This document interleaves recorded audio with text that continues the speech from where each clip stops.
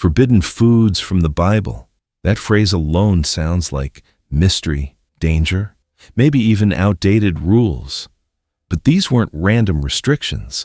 They were written down thousands of years ago in books of Leviticus and Deuteronomy, where entire sections are dedicated to what people could and could not eat. And here's the twist. Some of those ancient food laws line up almost perfectly with what modern science warns us about today. Today, we're breaking down 10 forbidden foods from the Bible and what science says today. Stay with me, because some of these ancient rules still hold up with surprising accuracy, while others might completely change how you think about food and health. And if you enjoy deep dives into ancient wisdom and modern science, hit subscribe now. Let's get into it. Number 10, pork, the most debated forbidden food. The biblical rule is clear. In Leviticus, animals must both chew the cud and have split hooves. The pig has the hooves, but not the digestion. So it was classified as unclean. Now here's where things get interesting. Historically, pork was one of the most dangerous meats you could eat. Without refrigeration, without thermometers, without modern hygiene, pork could carry parasites like trichinella, leading to trichinosis, an infection that could cause severe illness or even death. Ancient people didn't have microscopes, but they had patterns. They noticed that certain foods made people sick more often than others. Today, things are different. Modern farming, inspection systems, and proper cooking methods have made pork generally safe, but there's still a catch. Processed pork, like bacon and sausages, is often high in saturated fat and linked to increased risk of cardiovascular disease. So while the parasite risk is mostly controlled, the long-term health impact still matters. This wasn't just a random rule. It was risk management. Number 9, shellfish, the ocean's filter feeders. The Bible restricts seafood to creatures with fins and scales. That excludes shrimp, crab, and lobster. Why? Because shellfish are filter feeders. They don't hunt. They filter everything around them: plankton, bacteria, toxins, even heavy metals, concentrating whatever is in the water. In ancient times, that made them unpredictable and dangerous.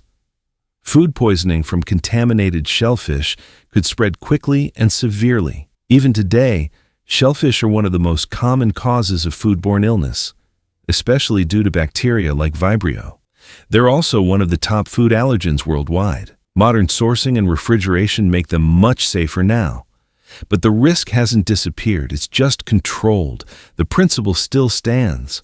What a creature consumes eventually reaches you. Number 8, catfish and eel, the bottom feeders. These fish were excluded because they lack scales, even though they have fins. And again, the reasoning wasn't random. Bottom feeders live in the sediment layer of water systems. That's where pollutants settle: industrial waste, toxins, heavy metals. These fish absorb and accumulate those contaminants over time. In ancient environments, this could mean higher exposure to harmful substances. Today, farmed fish are regulated, monitored, and tested. But wild-caught bottom feeders can still carry elevated levels of mercury or toxins depending on the region. So while not inherently dangerous, the principle of caution still applies. Not all fish are equal. Number 7, birds of prey, the scavengers of the sky. The Bible specifically prohibits birds like eagles, hawks, and vultures. And here's the key detail. These birds are scavengers. They feed on dead animals, sometimes already decomposing. That means higher exposure to bacteria, parasites, and disease. Ancient people observed this clearly. Animals that eat death often carry its consequences. Today, these birds aren't commonly eaten anyway. But the underlying logic aligns perfectly with modern food safety principles. Avoid animals that thrive on decay. Number 6, blood, a strict prohibition. Leviticus makes it clear: do not consume blood. From a modern perspective, this might sound symbolic. But biologically, blood is a transport system. It carries oxygen, nutrients, and also pathogens, toxins, and waste products.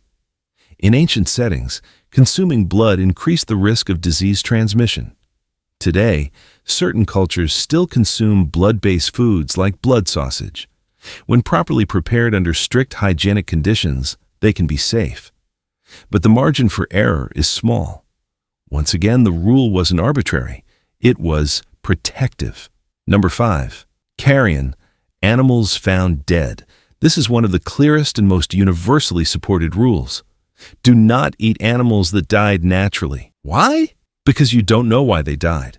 It could be disease, poisoning, infection, or decay. By the time you find the animal, decomposition may already be underway. That means bacteria, toxins, and spoilage are already present. And here's the key point. This rule holds up completely today. Modern food safety still strictly prohibits consuming animals that were not slaughtered under controlled conditions. Out of all the biblical food laws, this one is non-negotiable, even now. Number 4. Insects. Mostly restricted. The Bible allows certain locusts and grasshoppers, but restricts most other insects. In ancient times, identifying safe versus toxic insects was difficult. Some carry parasites, others produce natural toxins. Without knowledge or control, eating the wrong insect could be dangerous. Today, things have changed dramatically. Edible insects are now being studied as sustainable protein sources. In many parts of the world, they are a normal part of the diet. But here's the distinction. Farmed insects are controlled, monitored, and processed. Wild insects, still unpredictable. The ancient rule again reflects caution in an uncontrolled environment. Number 3. Animal fat. More than just flavor. Certain animal fats were restricted in biblical law. At the time, this might have seemed like a ritual instruction, but modern science has something to say about it. High intake of saturated fat is strongly linked to increased risk of heart disease, high cholesterol, and metabolic disorders. Ancient diets were already high in physical activity and lower in overall caloric intake. Adding excessive fat could disrupt that balance. Today, the evidence is clear. Moderation matters. The body needs fat, but too much of the wrong kind creates long-term problems. Number 2. Unclean animals, camels, rabbits, and more. Animals that didn't meet the criteria of both chewing cud and having split hooves were classified as unclean. But here's where things shift. From a modern scientific standpoint, there's no clear evidence that these animals are inherently harmful. In fact, many cultures around the world consume them safely. So what was the purpose? This is where the distinction becomes important. Not all biblical food laws were about health. Some were about identity, creating a clear boundary between communities. Others were symbolic, representing order, classification, and structure. Science doesn't strongly support these specific bans as health necessities, but they served a different function.